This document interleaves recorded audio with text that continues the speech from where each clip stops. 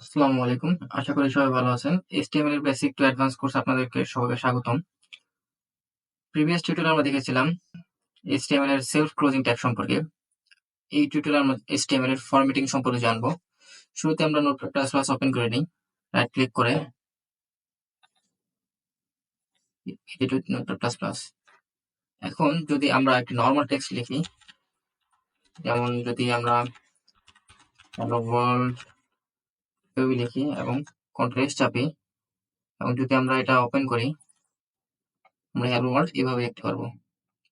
আমরা এটা একটা সাইডে রাখি, নোটপ্যাড প্লাস প্লাস এখানে রাখি। এরপর যদি আমরা বি ট্যাগ ইউজ করি,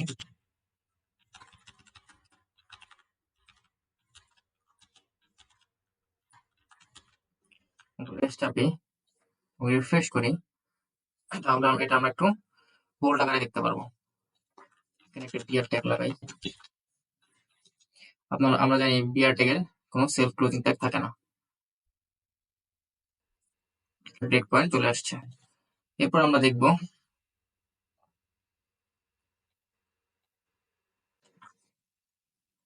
স্ট্রং ট্যাগ।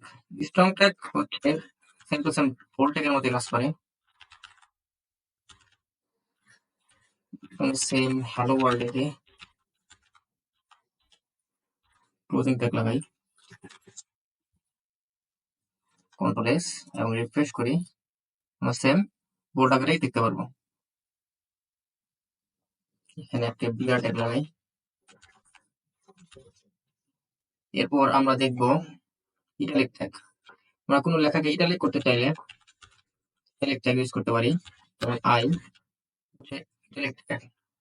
এখানে যদি আমরা হ্যালো ওয়ার্ল্ড লিখি,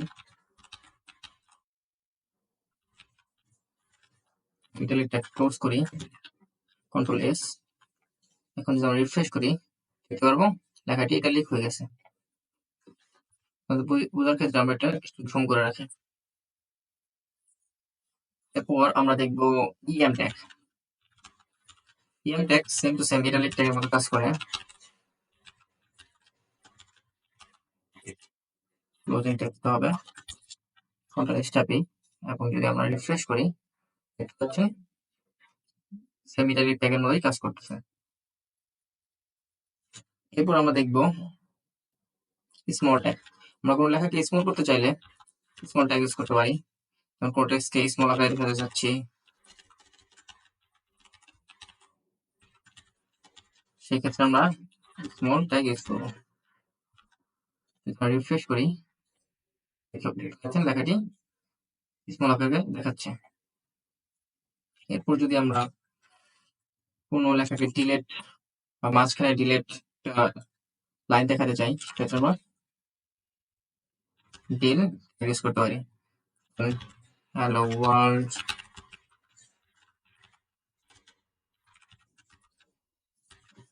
কন্ট্রোল এস, আমরা রিফ্রেশ করি, দেখতে পাচ্ছেন লেখাটির মাঝখানে একটি দাগ চলে আসছে। এটা আমরা ডিএল এর মাধ্যমে করলাম।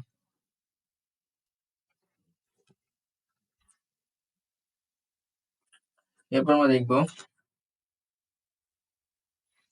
Mark tag. কোনো লেখাকে আমরা মার্ক করতে চাইলে আমরা মার্ক ট্যাগ ইউজ করতে পারি। যেমন হ্যালো ওয়ার্ল্ড, এর আগে আমরা এগুলোর শুরুতে বিআর ট্যাগ ইউজ করে নিই।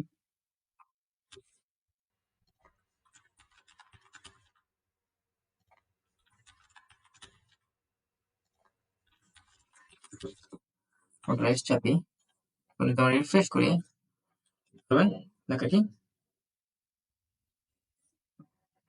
মার্ক ট্যাগের দেওয়া হয়নি, তারপর এটা শো করতেছে।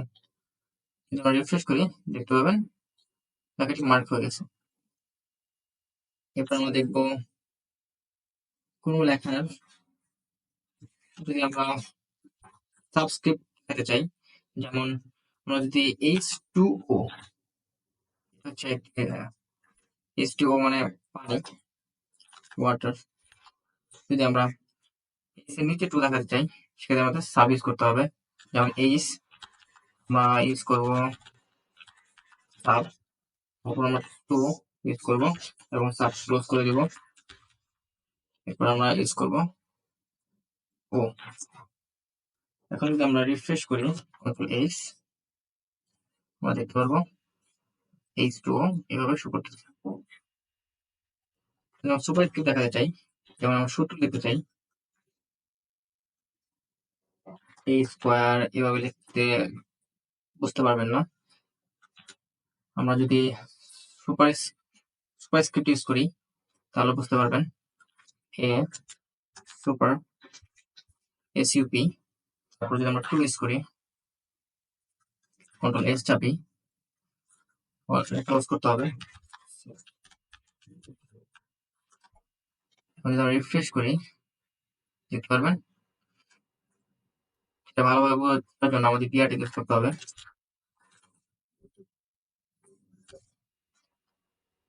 আমরা এখানেও বিআরটি ইউজ করি, এখানেও বিআরটি ইউজ করি, কন্ট্রোল এস চাপি। এখন যদি আমরা রিফ্রেশ করি দেখতে পারবেন এটা এরকম হয়ে গেছে। এই ছিল আমাদের ফরম্যাটিং, HTML ফরম্যাট। আজকে এই পর্যন্তই। পরবর্তী টিউটোরিয়াল দেখার জন্য আমন্ত্রণ রইল। আল্লাহ হাফেজ।